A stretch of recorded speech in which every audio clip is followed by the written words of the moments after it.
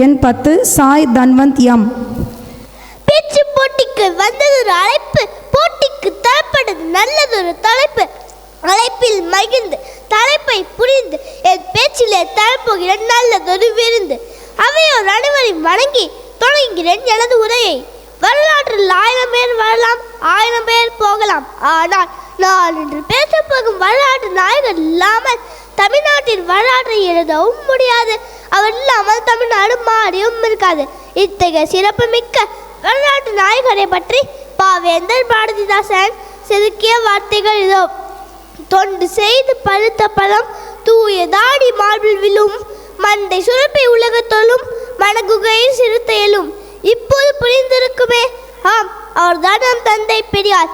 அவரை பற்றி தான் நான் இன்று பேச உள்ளேன். நம் தந்தை பெரியார் 1879ஆம் ஆண்டு செப்டம்பர் மாதம் 17ஆம் தேதி ஈரோடு மாவட்டத்தில் பிறந்தார். இவரது பெற்றோர் பெயர் வெங்கடப்ப ராமசாமி சின்னத்தாயம்மை ஆவார்கள். இவர் தனது 19ஆம் வயதில் நாகம்மையை திருமணம் செய்து கொண்டார். பெரியாரை பற்றி பேச இந்த ஒரு நாள் போதாது.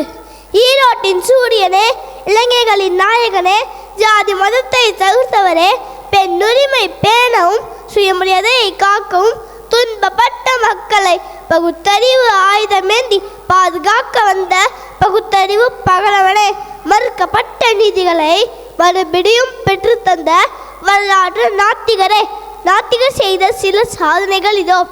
இன்றைய ஒதுக்கீடு முறையை அன்றே விதை போட்டவர் நம் தந்தை பெரியார். கட்டாயமாக ஹிந்தி கற்க வேண்டும் என்று ஹிந்தி திணிப்பை எதிர்த்தவர். மூட நம்பிக்கை அகற்ற இன்றும் போராடி கொண்டிருக்கும் திராவிட கழகத்தை தோற்றுவிட்டவர். பெண் கல்வியை ஊக்குவித்தவர். கைமண் திருமணத்தை தீவிரமாக நடைமுறைப்படுத்தியவர்.